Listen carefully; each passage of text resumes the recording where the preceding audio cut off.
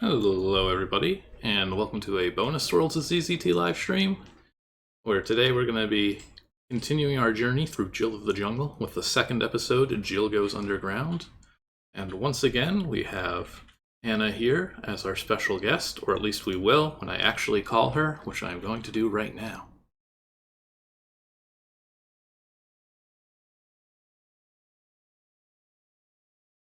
Hello. Hello. Welcome. Thank you. I feel welcome. Are we live yet? We are live. I am on the little menu screen Wow. and about to click Hello, the button for you. everyone. We're live. Can I tell you something before we begin? What can you tell me? My cat is on a diet right now, because of her arthritis. And so we have her on like we have a programmable feeder where like every 4 hours she gets dry food. And her dry food time just came. Her dry food dropped while she was in her litter box.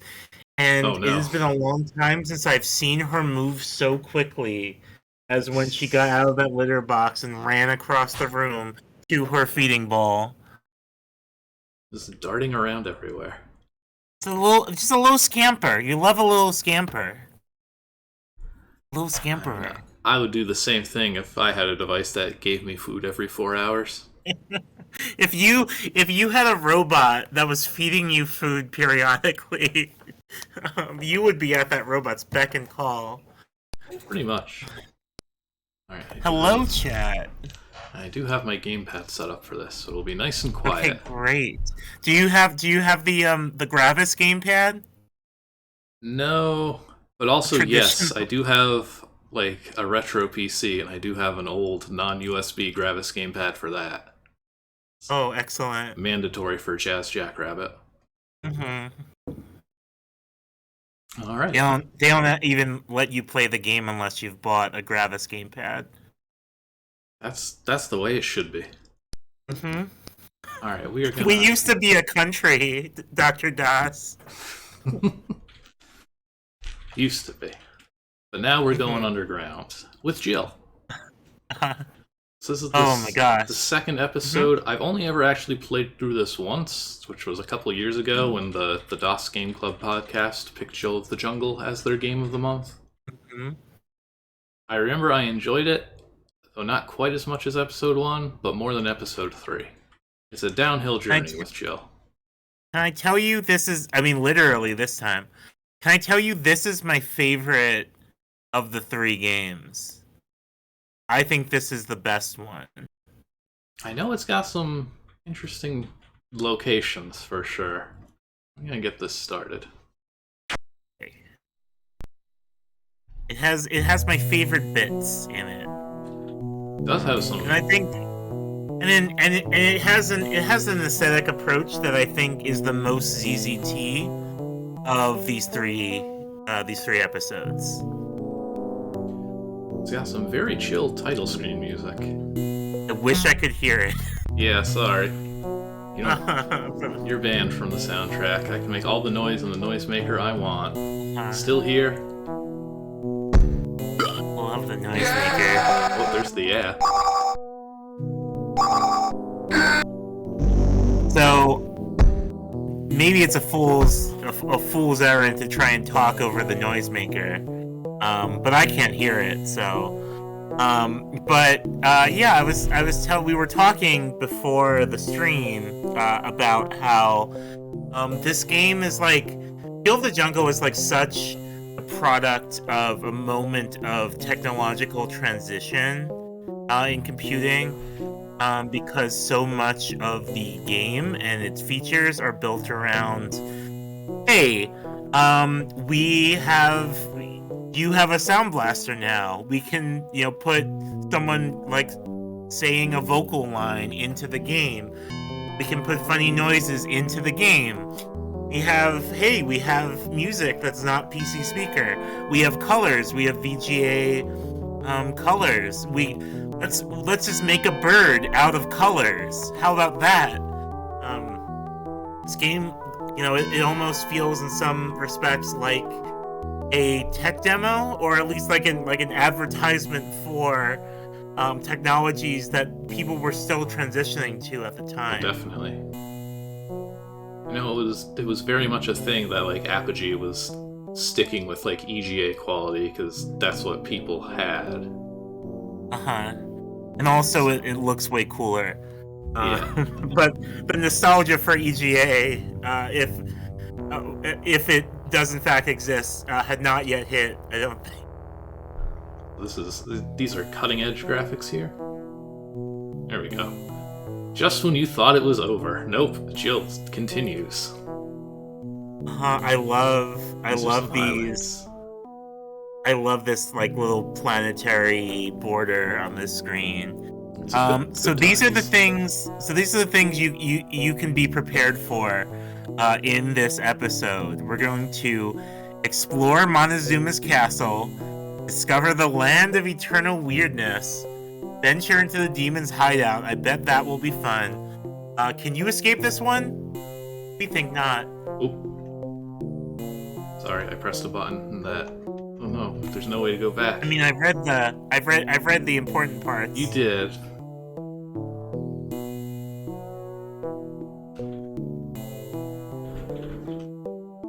And we still got more to look forward to, and Jill saves the prince. I love how. Can we just compare between the points for the bullet points for episode 2 are like so specific, and then the bullet points for like episode 3 are like you're gonna solve a puzzle by using abilities. You're going to explore another level. Can you imagine such a thing? I feel like they made that screen before episode 3 was done. That's 100% probably true. We know that they were, I think they were still designing the third game later than the other episodes. Alright, let's check out our story and then we'll get into it here. Volume 2 of a 3-part series. Would you like me to read? Go for it. Your journey began in Jill of the Jungle, where you first ventured into the mystical Mushroom Grove. What deep secrets are waiting to be uncovered here? Not being one to pick up an encyclopedia and search for mystical Mushroom Grove, Jill bounds into the grove in search of answers. If ZZT was the game that taught me the word Cretan and Armory as a kid, this is the game that taught me the word Grove. You know, I think one of the like ZZT's Revenge game has a grove in it. That was my grove introduction. It feels like Lost Forest should, because that game is like all groves, but I don't know that they actually use the word. Yeah, that almost certainly does. Tim had not yet reached that part of his dictionary. Alright. Oh, here we go. We can move, we can look, we can duck, we can jump. We go run through all of our weirdly horny animations. We're in red now. This is the red jacket era. Yep. Each one of these episodes we're gonna have a slightly different color. Slightly different color and wildly different sound effects. So now we're red to suggest the fires of hell, which we will be visiting during this game. And our knife throwing noise is just like a whoa. Some really interesting choices here. I wish I could hear it. So the way you sell shareware, episodic shareware, because again, this is killing a bunny. That's what you get in real life as well. Also, you get to find out whether or not you're pregnant. Anyway, so this is a shareware game. For those who didn't watch the first part, so this is actually this version here. This episode that we're playing would have been the first paid episode. Whereas the part we played previously would have been free to share on bulletin board systems and whatever. If you shared this version, you were a pirate. But part of the way that you sell in episode 2 is that you promise that there's going to be new stuff, you have new assets, new textures, new enemies, stuff like that. And so we've got these fancy mushrooms, and we've got slugs. Look at them go. We got slugs, which are basically a type of enemy that already existed, but they look like slugs now. And we have rabbits, which are basically frogs from the first game, but they look like rabbits now. It's good reskin. And that is content. That's how you make content. Yeah, so I never had this as a kid. I only had the share. Goodness, only had the shareware version, so I never actually got a chance to play this for like decades. I think actually the whole trilogy, I'm pretty sure, is like free on GOG now. Yep, it totally is. Even though I have some legal copy at this point. It's so interesting. They're like probably doing a Super Mario here, right? In terms of having giant mushrooms to jump on. But they're doing like a much more... It's very vertical. A much less... Yeah. Like a much more... Not photorealistic is not the right word, but like these mushrooms are a lot more textured and mushroom looking, and a lot less kind of bouncy and rounded. You can do this on your Nintendo. I'm gonna die. Epic Mega Games does what Nintendo don't. Now I wonder if I missed anything down there. You're I do good. love the space motif. Oh well, I guess I won't go that way. I love the mystical mushroom grove as a setting. It's just so inexplicable and good. And then this here. So I've said that this is probably my favorite game in the series. And that's for a couple reasons. One is that I think there are like a lot of really nice moments of diegetic storytelling. And one is that you play through kind of all the important story transitions in this game, like falling into the ground. This, That's the word's been coming up, so I had to tell Gabe. I'm a professor of video games. Yeah, you probably say diegetic a lot. I say diegetic all the time. That's the way. That's how we talk in the academy. But yeah, this game, unlike the last one, doesn't have like a map area. It doesn't have a hub world. Instead, you just sort of go from place to place. And as a kind of one continuous map. So there's a lot of really good transitional moments, moments of story. Also, there's a lot of really good reappropriation of assets that were, may have come up previously. So you can see in the background, we have what was the background for the last level of Jill of the Jungle, and will become the map screen for the third Jill of the Jungle game.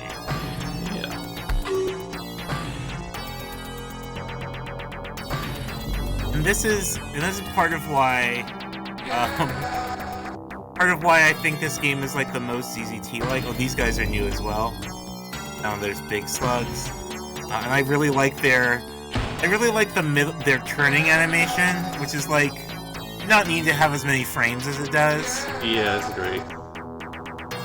Fully rendered snail rotation. Yeah, what I like about this game is that it feels like, Jill 1 is trying to be marketable, because that's what the episode 1 does. It's like, okay, here are all the levels that you would expect. Here's what we can do out of the box with all these, systems and features and mechanics. Episode 2 is like, okay, well now I've got this level editor and all these things that we created for the first game. What other weird things can I just combine them into? And so this game feels like a much more exploratory in terms of design for me. A lot of Tim seems like he had a lot of fun making this one. It gets off to a strong start, at least.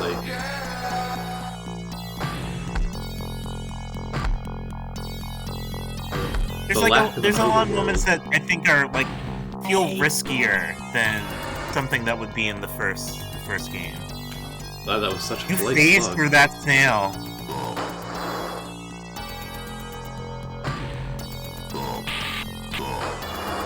I got a couple minutes now. Oh, by the way, so I know last time I had a bunch of, I had the hint book and a lot of fun stuff on that game. There wasn't as much material for this one. There is a hint book, but it's not written by John Pallet-Flower. I think it's written by Tim, and Tim is a boring hint writer. But in the process of researching this game, I discovered a secret code I was previously unaware of. So if at any point you feel like you want to be invincible, let me know. I discovered the secret of invincibility in Jill of the Jungle. That seems useful. It probably will be when we get to a certain point in the game. There is a dramatic spike in difficulty somewhere in this game. Is this going in or something? Just... Okay. Oh, I probably am gonna just need a gem. Is what that is if I try to skip that. Alright, here's the famous Montezuma's castle. This castle, very fun opening. There's just like the way that this opening area is framed, there's like a lot packed in the scene. This is I think a level where like that design philosophy I was talking about is really apparent. But we do still have because if you look at the map of this level, it's just a bunch of he drew a bunch of rectangles and then filled them with fun stuff. Each one is its own little set piece. Who did the music? That would be... Huh? I was gonna say, I think this one does a lot more of not giving you a weapon right away. Yeah. It's playing a little riskier. The composer was Dan Fralick, who is the cousin of Final Fantasy, the artist? Is that what we figured out last time? Oh yeah, there was or brother or something. He is related to the artist Final Fantasy, and they in fact collaborated on at least one game for Epic Mega Games, which was Traffic Department 20 whatever. Forget the exact year. Also did the music for the movie She or Her, whatever. The movie She / Her. The cousin was, not Dan Fralick. So yeah, this place is just rooms full of stuff going on, and it's pretty playful, I think. Yeah, that's one way to describe this little guy. I love this little guy. I don't love the hitbox on his fire. Yeah, that's less than great, but but the little guys themselves are phenomenal. Look at this little guy. Powerful. It's got a little snoot, and they're puffing out flames. Exactly. That's what they do all day.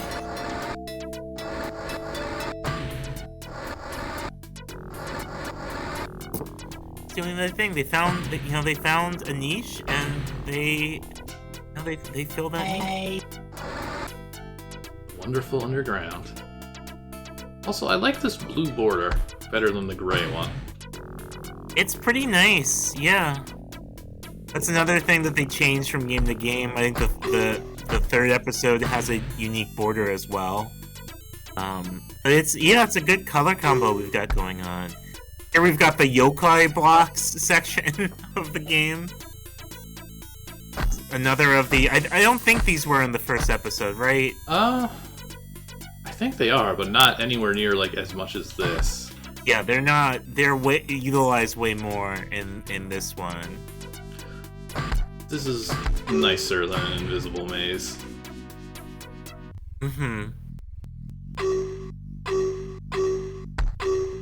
Yeah, the timing elements here are fun because there's obvious safe zones, and you know where you have to run to next. It's good design for this kind of mechanic.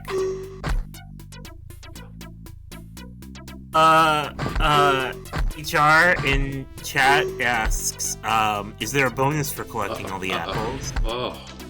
And I don't know that there is, but there is an important note about it on the back cover of the game box. If I can, let me pull that up real quick, because the apple situation is addressed on the game box. It says, most important, keep Jill healthy by finding the hidden apples throughout the journey. Oh, I picked the wrong direction. So we're doing this for Jill's health. It's important that she eat apples.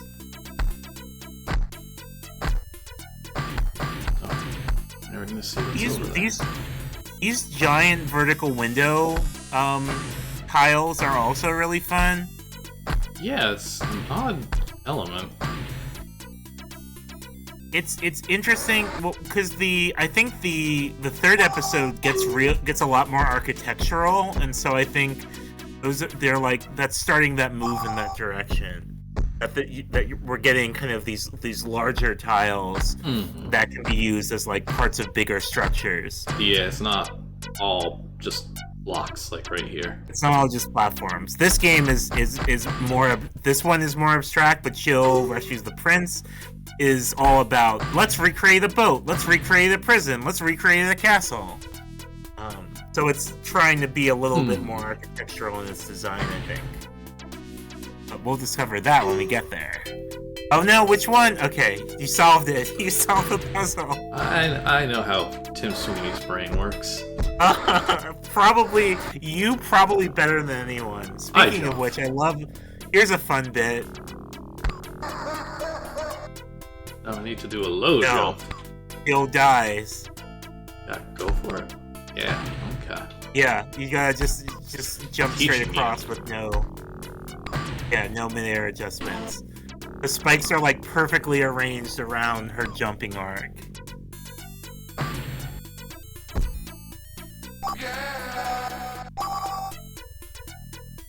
There's a lot of fun with these switches here too. Switches.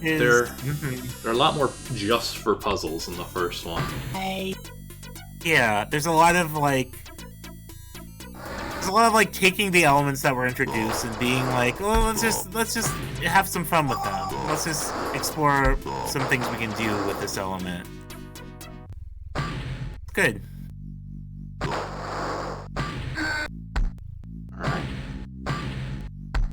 Alright, ants defeated. Pattern. Yeah, it's fun. It's good. There's some alligators. I love these alligators. They're so good. They're just chomping away. If only they had a detailed animation where they turn around, though. They need it.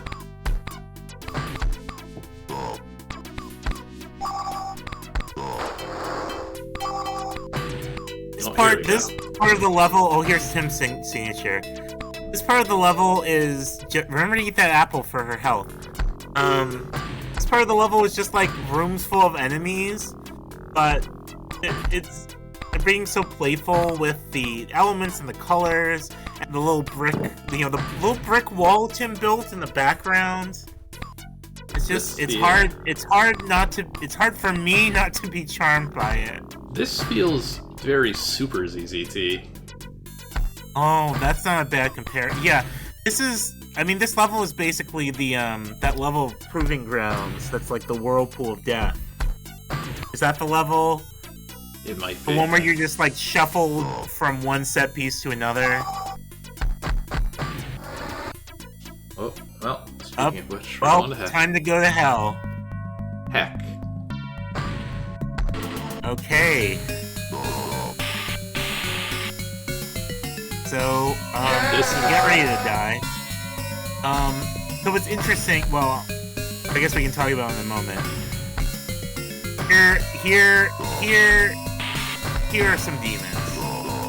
Oh, they take multiple hits. Oh, ooh, wow. Yeah, so here is the interesting thing about this game. Hey.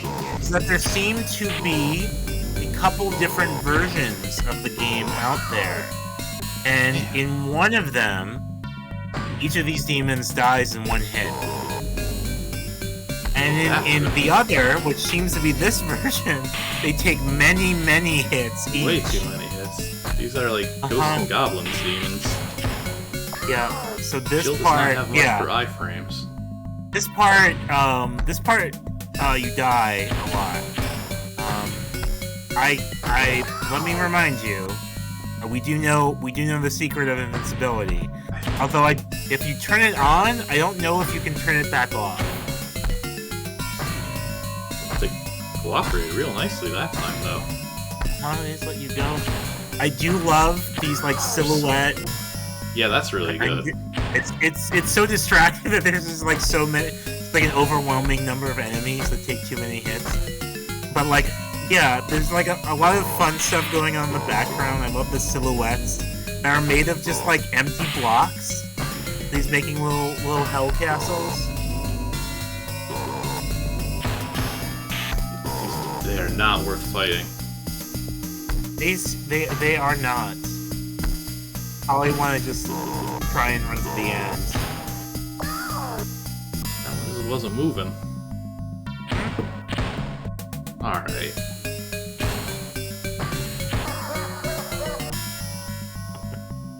Alright, this is Jill, and throws herself into a pool of lava. Yeah, we might be busting out this code. Whoa, hey, that was like 20 at once. Yep. Yeah, I think the demons are a little rusted. Pushes them away. I like them. I like how they look. I like what they add. I think if this game came out today, there probably would be porn of Jill and the demons on internet websites. But they are way too hard for what their role is in the game. Yes, that's heck for you. But now you're in the cool second part of heck. It's interesting, right? That this is like a theme that Tim Sweeney seems to keep returning to. Yeah, you do go every time he has to write an episode 2, he's like, I guess we'll go to hell in this one. Gotta fight the devil now.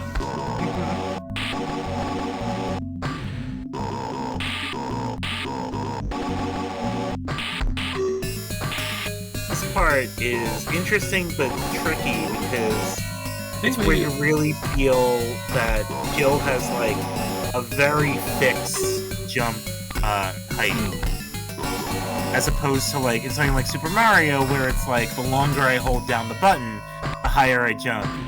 Here, she always jumps her maximum height every time. And that means that sometimes you can't get into a space, even if there's open space, because her jump just doesn't line up with it.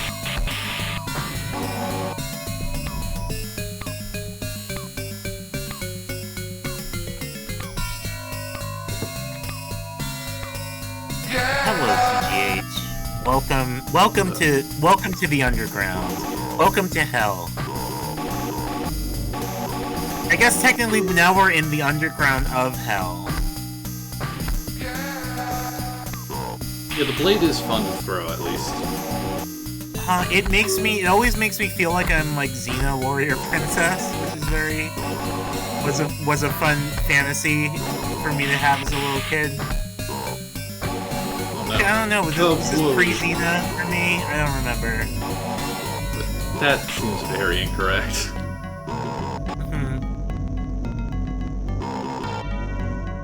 Oh, I think you can destroy their shots. Cool. Well, it's good that you killed that guy, because if you died, you would have had to go all the way back to the start of hell. Right. Oh, there's another one, so, like, be careful. I think maybe it was the difficulty, which is why I like the episode 1 more. Yeah, this part is like such a difficulty spike, but this is... I was about to say, this is like really the only part. It gets easier after this. 3 more of these. I think they're all up. Probably. They're all up from you.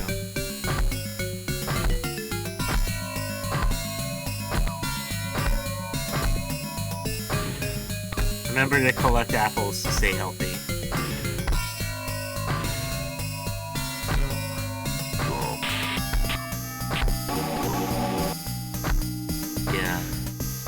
part is like, this part's a lot of work. A lot of, very precise jumping. It's very difficult to tell exactly which of these you can make.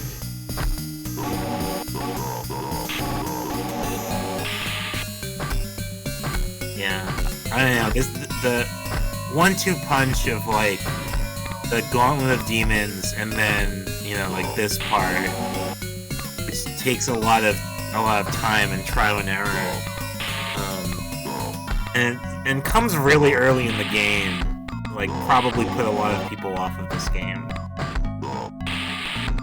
It is hell though, so. Yeah. Oh man, you cannot find a way up. Oh, there's a key. Oh. I'm gonna try and let me know if you want the password that gives you all the keys. This game's loaded with cheat codes. Yeah. No, I actually made that one up. It doesn't exist. Or at least, if it does exist, I don't know about it. Oh no, the standoff. The invincibility one is real. Oh jeez. Oh jeez. Evasive action. I need to find some safe apples now. You need to find some apples for your health. Keep Jill healthy.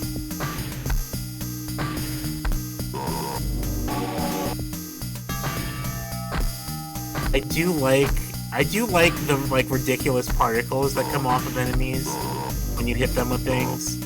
Just like little balls that fly in different directions. Oh, you're dead. Alright, I will take that code. Just hold the X button. Hold the X button. Oh, yeah. Congratulations. Out of curiosity. Okay. Yep.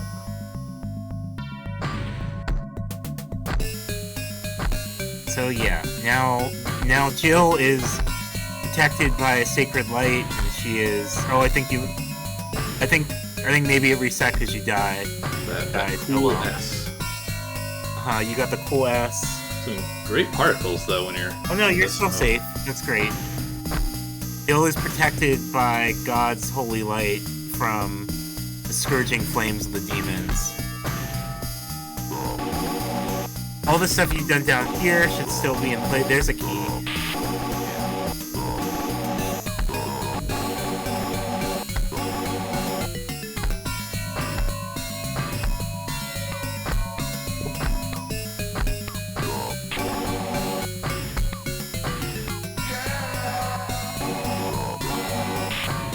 My cat is snoring. It's very bad if you miss any of these. It sure is, huh?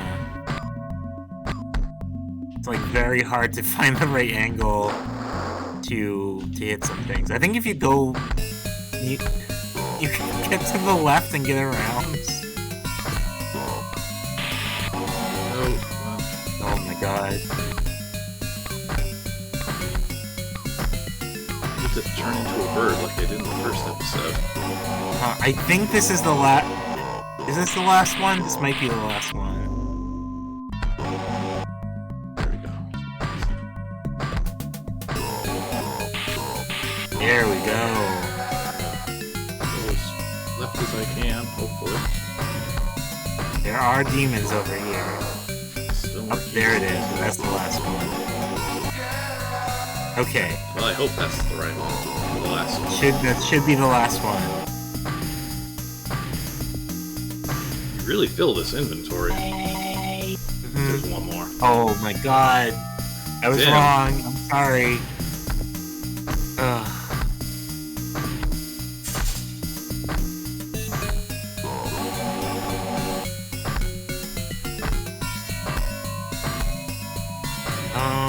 Just gonna see. Try the lower right.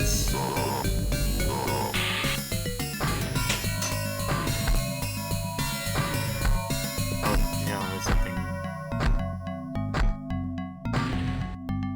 I'm sure I got the lower ones. Oh, no. Oh, nope. There it is.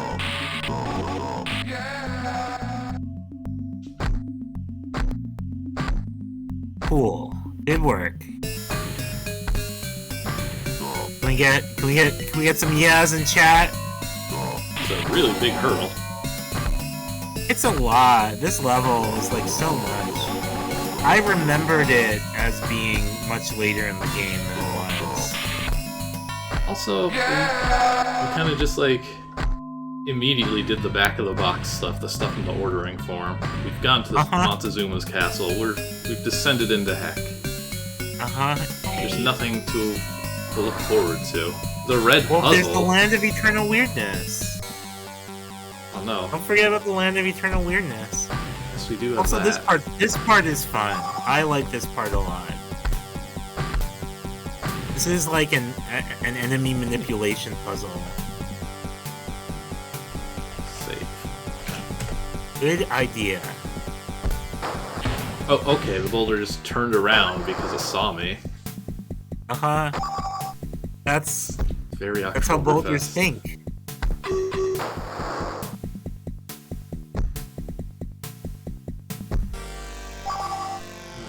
Yes, was down the other side first. Nope. So the wall patterns going down an elevator are really fun. Like all the texture work that's going on in this level is just, I like looking at it.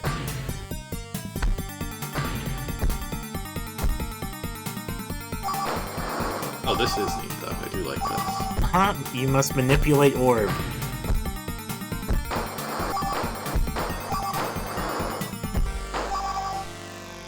And those switches are new. Those are not switches.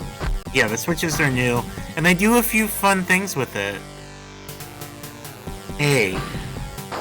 E. Y. I'm surprised ZZT doesn't have more stuff like this in Tim's Worlds. Stuff gets labeled, but it's just with regular text. There's not really giant key lettering anywhere.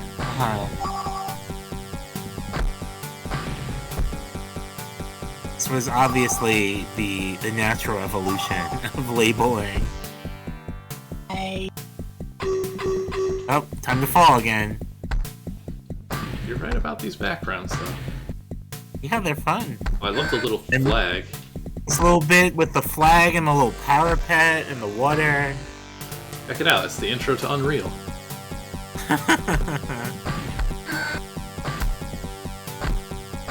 Sleep? The water world? Time for the water world.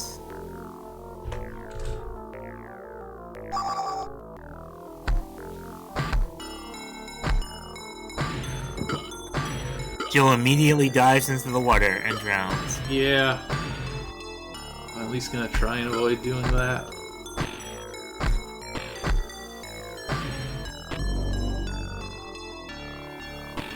Yeah, this is not your typical water level music. I forgot about the balls.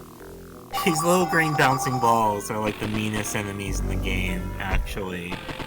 Other than the demons, I guess. I'm gonna just run for it, 'cause I think these are gonna fall behind me as I run, you know, like in any video game. Like Super Mario taught you. Yeah. But Super Mario can't help you here. This is the underground.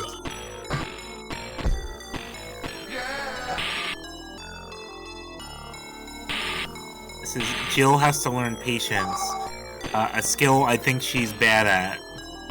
Yeah, this doesn't seem her style. She's like desperately wishing she had a knife right now.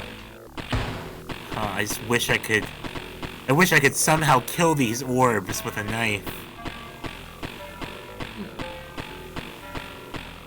Time for a gate puzzle, so that's very fun.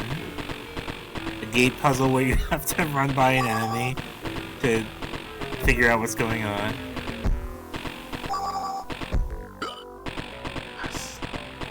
Is it worth it for Jill's health? For Jill's health? For Jill's health, well, it's almost worth it. Man. Up. Okay, so 4 and 6. 4 and 6 need to be toggled.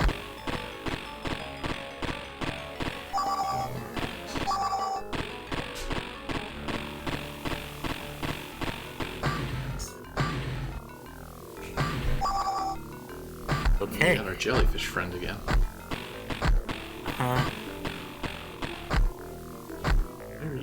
You're gonna have to turn that bridge back on.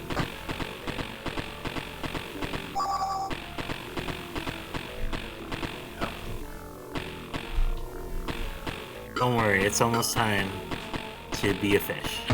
Ah. Were you supposed to go this way, or were you supposed to go the other way? I assumed that did like something at the start of the level. I think you're right. I think we're supposed to go this way. Yeah. I hope it did. Yeah, I think right at the beginning it's a bridge. This was the era of game design where you were constantly hitting switches and then looking around in the world for what changed.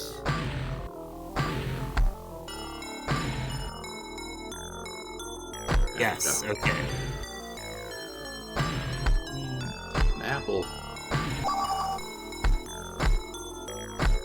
Oh, that's gonna be. It's fine. This is a good elevator, though. This is a fun elevator. We're going underwater now. That's the elevator in Disneyland where you go into the elevator and now it makes you believe that you're underwater, so you can go on the underwater ride. Seems wherever Jill goes, she ends up going underground.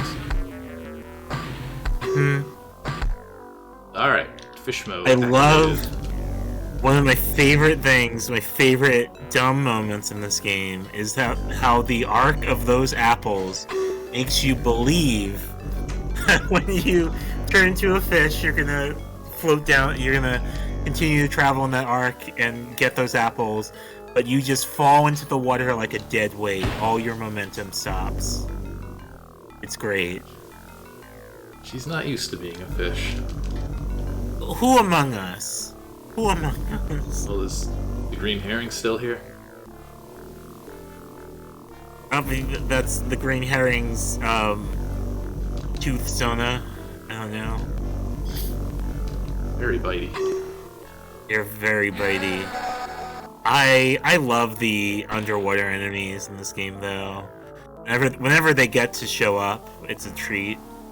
I do like the sort of waterfalls you get to swim up, and how you get to explore more than just big pools of water when you're in water mode.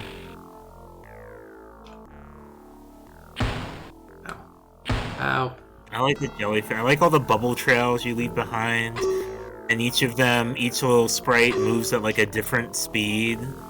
So there's like a real splash of bubbles. It's nice. It's good.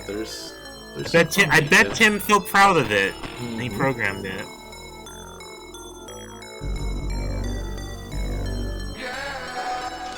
Fish bullets. Even fish like to eat apples. That's something that's true. Ah. It's doors. Oh no. Oh, hey, it won't. It doesn't let me shoot. I think maybe because you were overlapping with that stone. Oh, yeah, that was probably doing it. No. Okay, there's our doors. Oh, okay. Let's shut things off. That's at least nice. You can't get too lost if you're looking behind you. Another thing about fish is they love unlocking doors with keys. They do.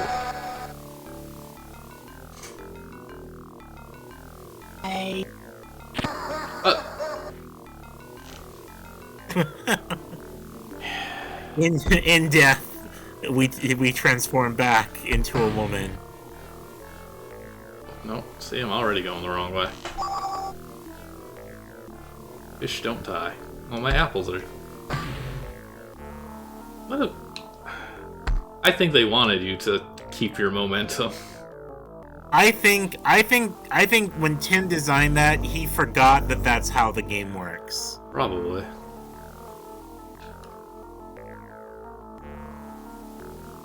Okay, yeah, so that's the game's nice way of saying, no, the doors are open, don't go that way. So at least it's I think that's kind of unusual, actually, to have the world be persistent like that when you die. Yeah. Like, even the spike that killed me. Got her cool gem.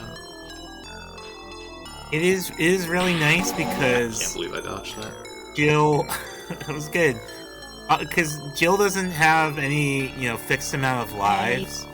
And so you can just keep, dying, but making incremental progress and continuing. Absolutely my plan here. Beautiful. Like even in the hell level that we just played through, in the downstairs section, which is what I'm calling that now.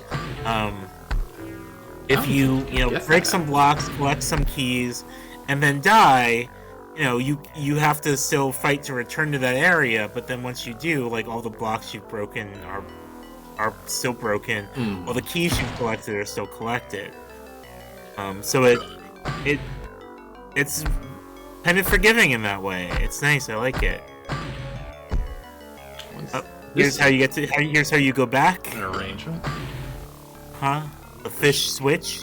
Yeah. Alright, what do these guys do? Ominous They don't skulls. look too friendly. Totally friendly, non-ominous skulls. I love the way they light up. They don't even hurt you. These are just extreme. You can buy these at like Spirit Halloween for sure, 100%. Exactly this. Tim saw them in a Halloween store, and he was like, "We gotta put those in the game." he emailed the rest of the people, or he sent them. This was the period in which he was sending physical letters to people. So he sent a letter to Joe and John, who did the art, and said, "Hey, we need this plastic skull in our game." And God bless him for it. Now we get to drift into the demonic maze. I love to. This is the skateboard level. We're drifting in the demonic maze. You drift on skateboard, and never mind. Actually,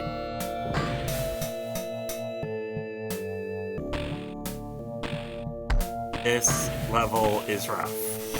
We've got the return of the contemptible orbs. It's just deadly circles. It's still ZZT. Don't get hit by the round things. They're not even trying to be things. Demons This hide part's out. fun though. This part of the level feels very ZZT, and in fact contains a shout out to ZZT, which we will eventually get to.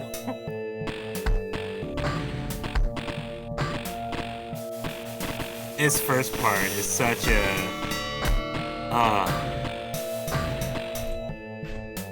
it's just so hard for Jill, who wants to just charge through, because she's a charge through. The demon. Yep. I lost my knife. You gotta just run. You gotta just charge through. You gotta run. Bye. Everybody say goodbye to Gate. Bye, Gate. That was a good door slam. Thank you. Our doors are horribly noisy. Everything in this apartment. It's good. It's creepy and ambiance. loud. Busted. And somehow getting more expensive. Yeah, it's funny how that works, huh?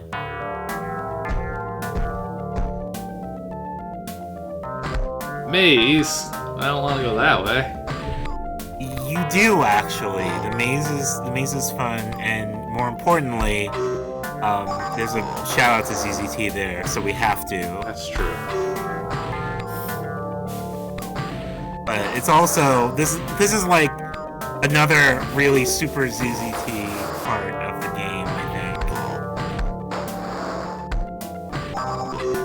think. It just Tim's got a lot of space to fill on the map, and so he fills it. Epic mega games.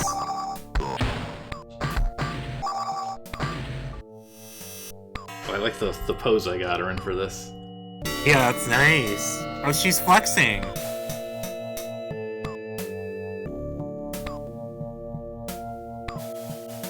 Will she go into her idle animation in this pose? No? Doesn't seem it. No, I don't think so.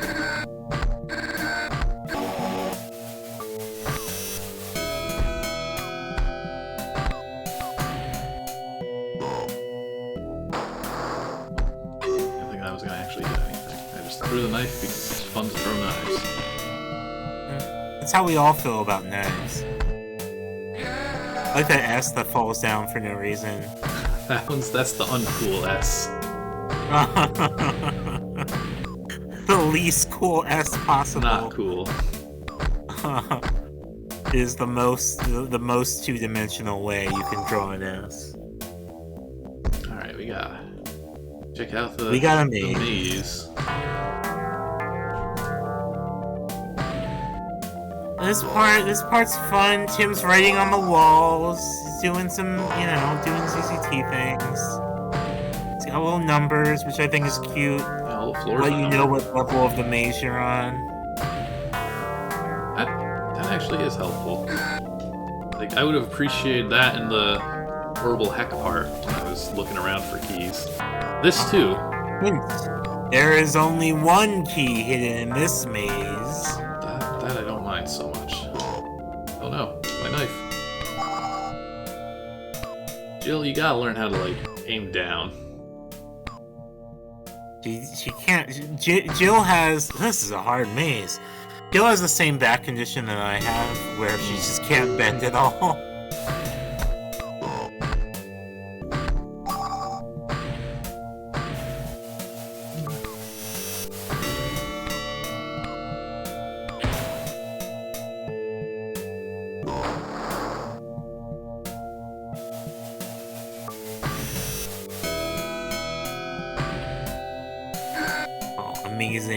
Amazing. What are you doing? How tall is this?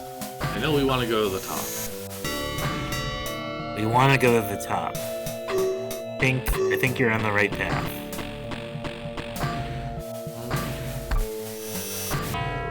To the left here. Oh, I still can't. Gotta jump an ant.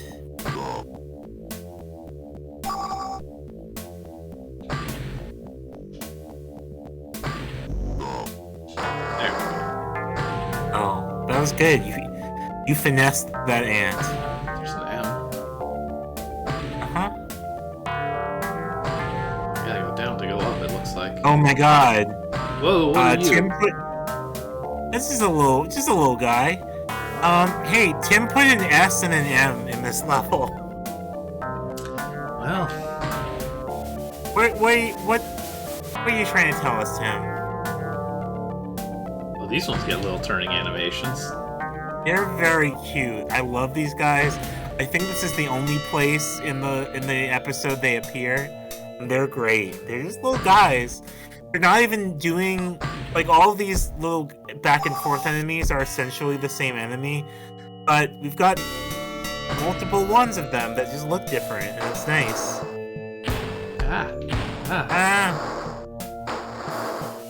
Painful round things.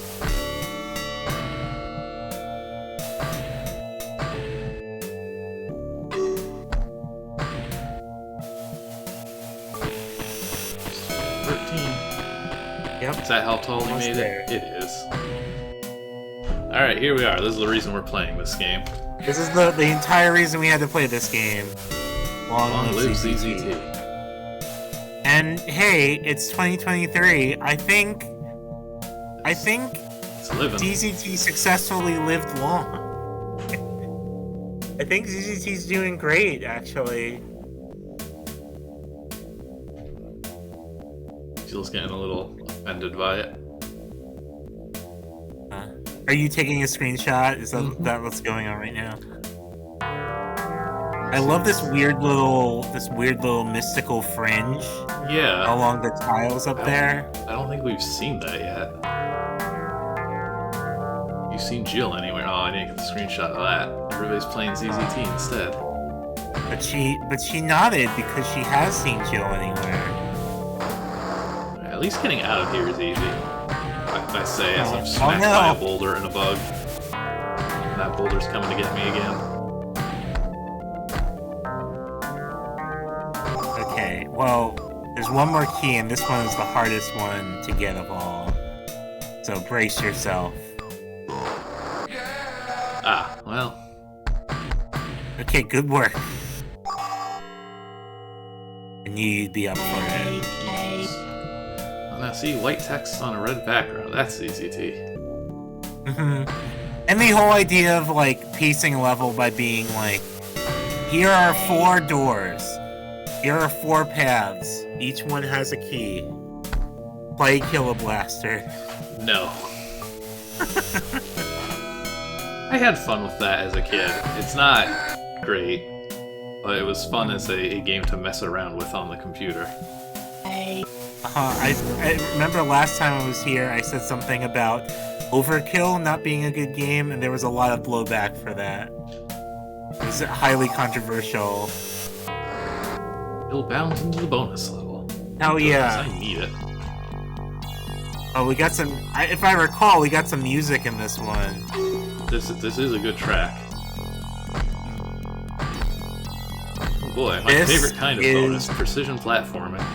Yes, this is a hard one to do everything, because Jill's hard to aim. You can skip the whole thing if you're a coward and you don't want Jill to be healthy by eating her apples. Jill needs her apples. Yeah.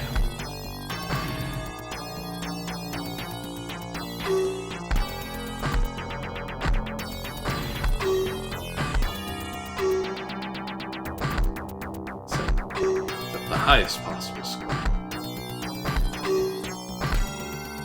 All apples %. Except for the impossible fish apples. I don't think you can get those. I was even gonna try and just throw myself in the water, but you're always gonna hit the fish transformation thing. Yeah.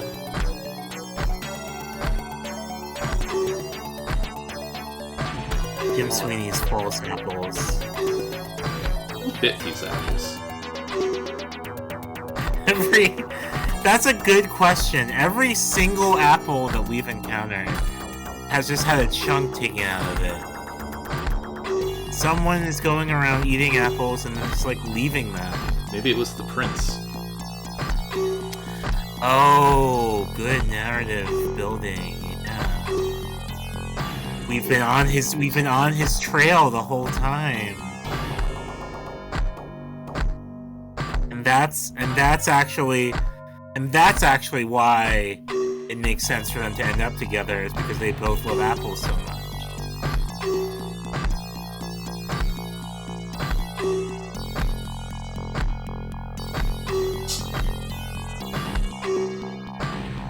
You're doing great at this. I finally got the hang of Jill.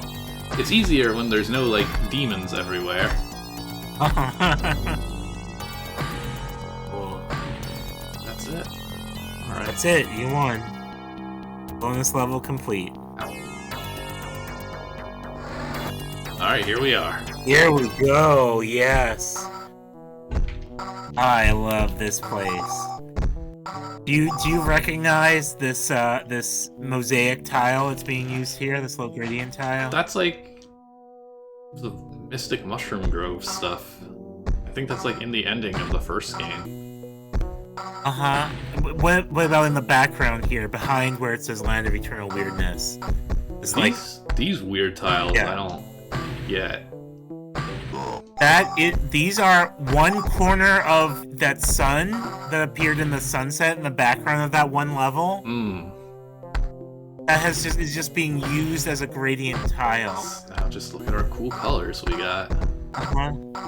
So this is like like part of what the charm of Jill Goes Underground is for me, is like winners don't lose frogs. Is that, but also like all of this like taking just tiles that we have and just making a weird pattern with it. It's great. Yeah, this look at this like wild like cross weaving over here. It's just so fun. Tim had such a good time. I do love how like ZZT of a solution it is for like, I want these things to flicker on and off at intervals. I'll just use this enemy to do the work for me. A frog-powered machine.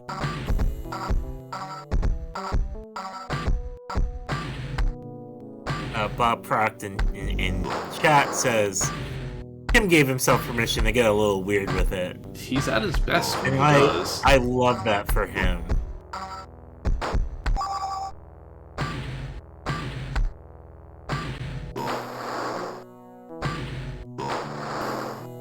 This is part of that fire gradient that we saw earlier from Hell.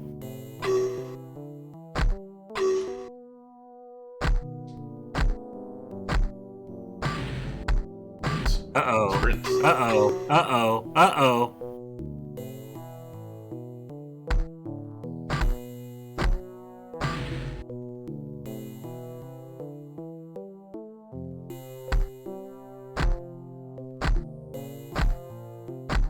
It's a weird level.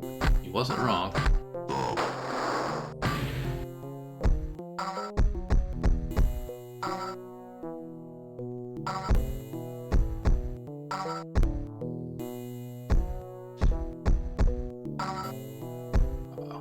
This is actual puzzle.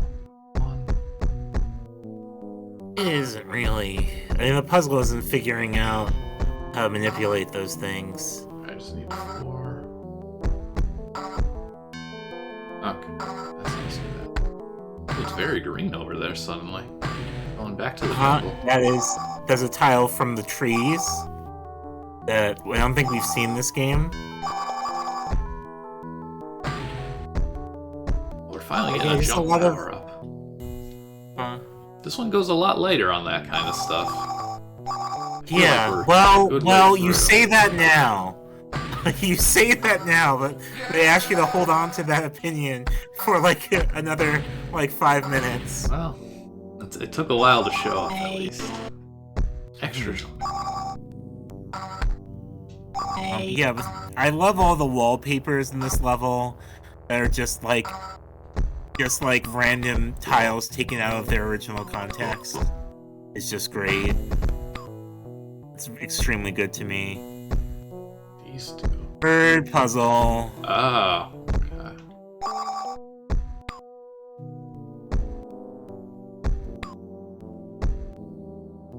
Alright.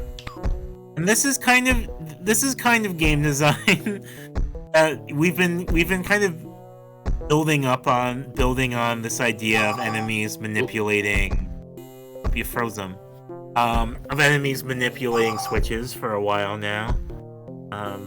You know, this level started with the frog switches, and now we've advanced the bird switches.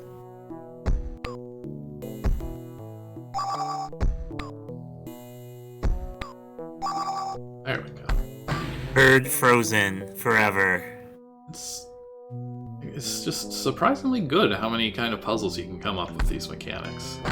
Mm-hmm. A lot more bird-powered puzzles than expected. Jill jumps into a sticky situation. Here we go. Here we go. Ah, okay, yes, I'm remembering this now. Haha.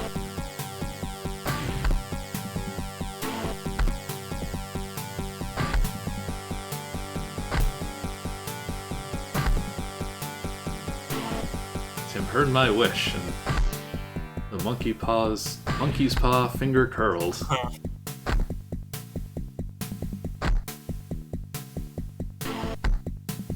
This is like something you don't put into episode 1 of your shareware game. Oh god, I feel no. like. This is too much indulgence.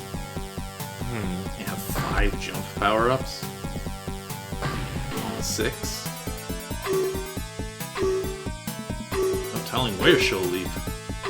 Huh, it's so good that they just stack, though.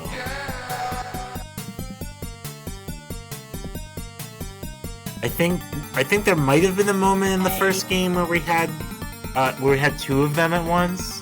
Yeah, Could I be think it's wrong. like one of the bonus levels, too. Yeah. I guess it's a treat. Huh. Like 6 at once. It's such ballsy design, if I may say so. It's really fun. Now get eaten by birds. That might be.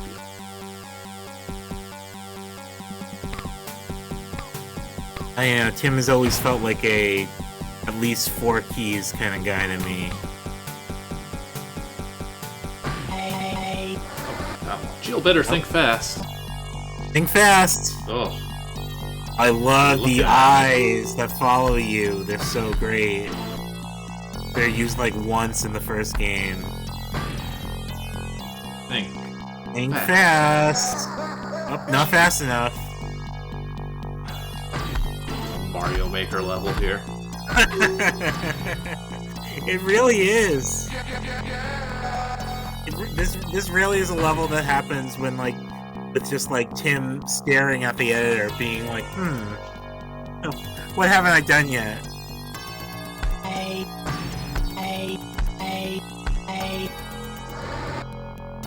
How we get that?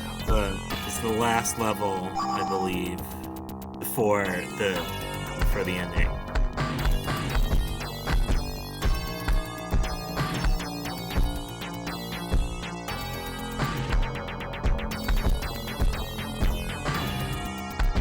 I had a hunch that one would kill me. It definitely does. I saw how this level started. You have Tim's number. Bat. It's time to meet the bats! I love the bats so much. They're only in this level. They're good bats. There they are. There's a little bat that flies around sometimes. That's it. That's all they do. I think they might be in a level in Jill 3, and Jill Saves the Prince, but... they're just little guys. They just hang out. We could have had them instead of the demons. It would have been so much nicer. They really do need to just take one hit.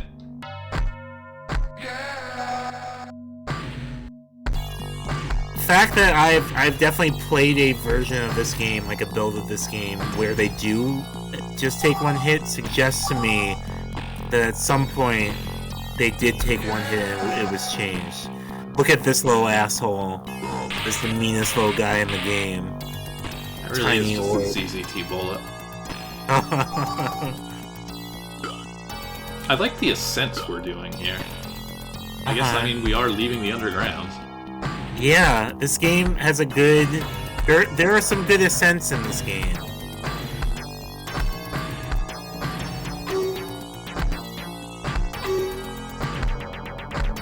I think I like this part a lot, which is another section that's kind of built around Jill's really specific jumping, but like not in a way that's as obnoxious as the hell part. Yeah.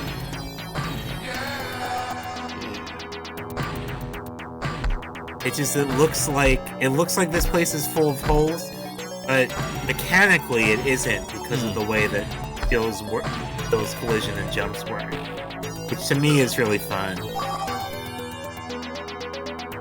5 gems. 5 gems. I don't have any gems.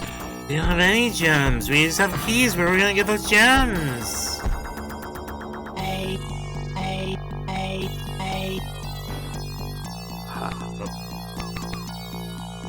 Time to be a bird.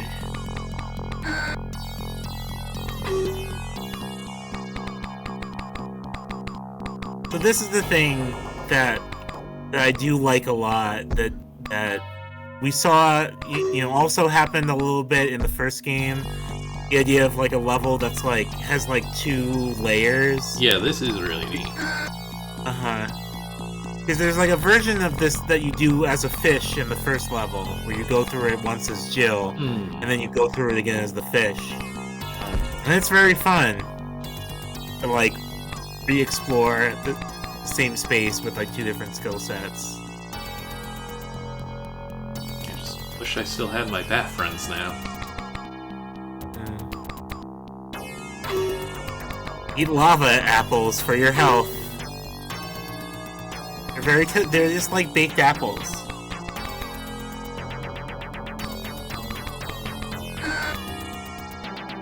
23 points. Oddly specific value. Well, I know the apples are like 12. So 23 is almost double that. That's really interesting.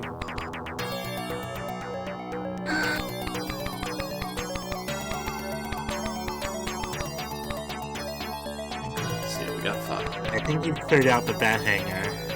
Oh, I think that's all the gems you need, actually. That should be it. Always ends with 5 of something in these games. It always does. Tim is just fixated on the number 5 for numerological reasons. Okay, oh my god, this part. Be ready for the ending of this game, because I think it's delightful. Way up above. Oh yeah, this is... You begin to see.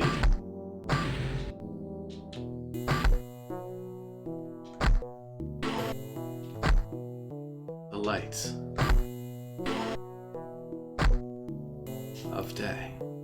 This is some diegetic-ass storytelling right here. Last chance, hot dogs before hell. I love this bit. And the thought finally enters your mind. Jill escapes the underground. You are free. It's so good. It really is. It's very good. It's like they took a big swing with the ending of this game. Oh, jump in a freeze frame. Love it. Jill has escaped. After venturing through Montezuma's castle, battling demons and heck, and passing by the land of eternal weirdness, the 3 things on in the bullet points. That's all they have. Jill discovers a tunnel leading back into the sunlight of the jungle. Quite content with this situation, Jill finds time to rest before embarking on her next journey. It would appear that the jungle is once again safe for normal jungle stuff to occur. That's good. Thank goodness. Great. I love that little inset of the mushroom forest on there. But if you know Epic Mega Games, then you know it's not over yet. A new journey is just around the corner for you in Jill Saves the Prince. Yes! More arcade action awaits the beautiful Jill in Volume 3 of the series. Stay tuned for the mind-boggling conclusion to your adventure. Mind-boggling. It is. Episode 3 is pretty mind-boggling. It is kind of mind-boggling. It does boggle one. This is like such a fun little freeze frame right here. It is great. In the sun. It's so good. Kind of a shame there's the E in the side there, but what can you do? That's what she's thinking. That's what she's saying as she's jumping. She's so excited to be free again.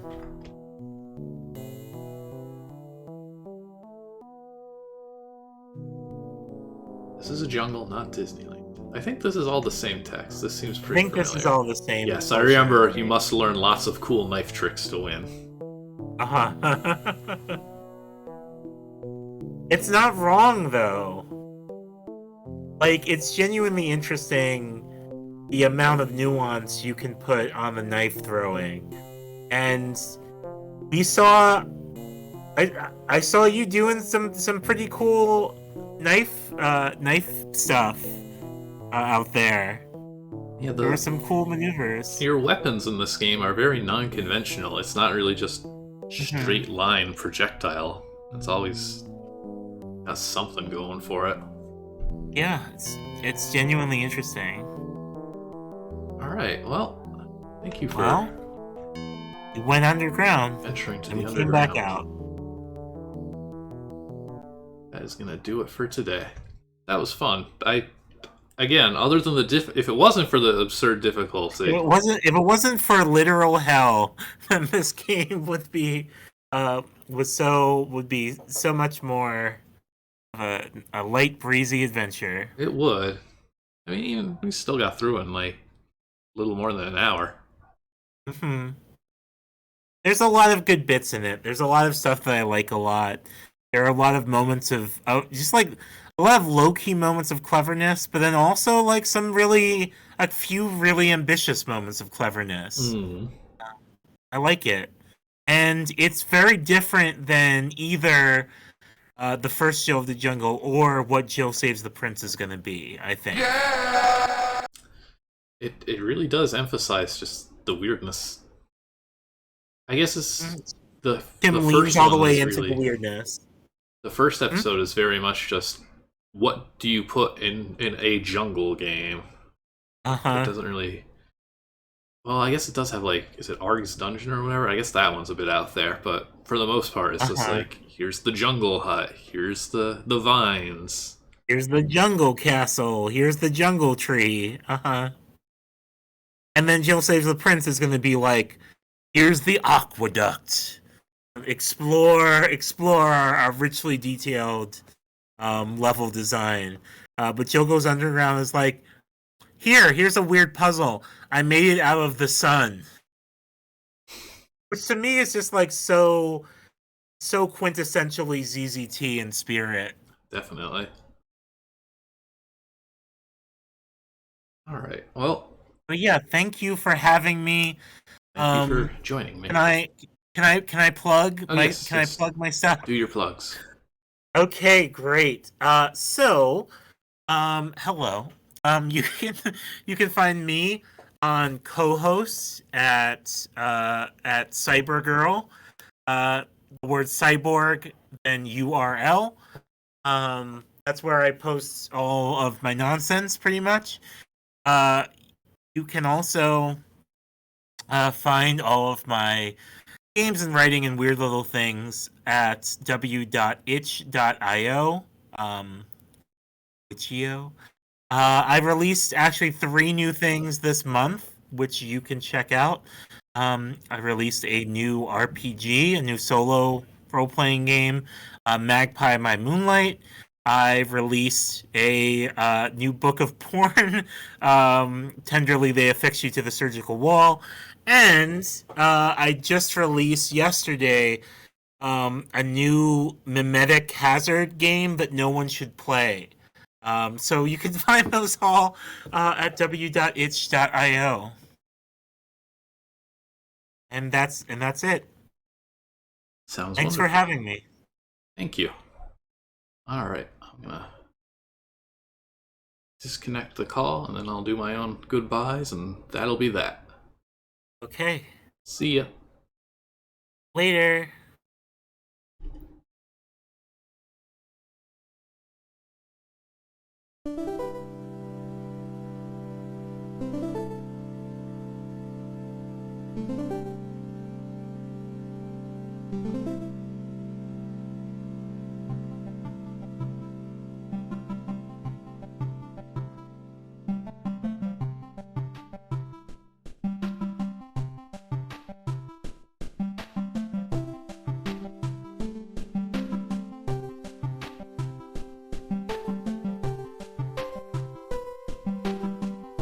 Ah, beans. I muted myself, that's right.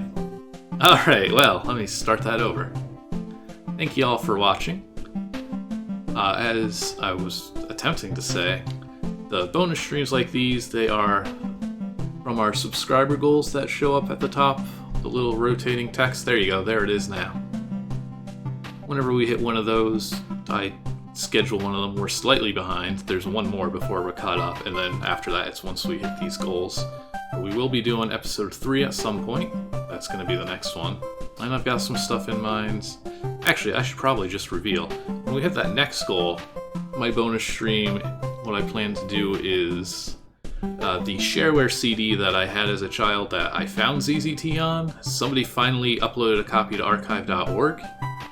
And so that is just full of a very specific nostalgia, and I think it would be a lot of fun to just comb through that CD a bit, see what's on it and what still runs.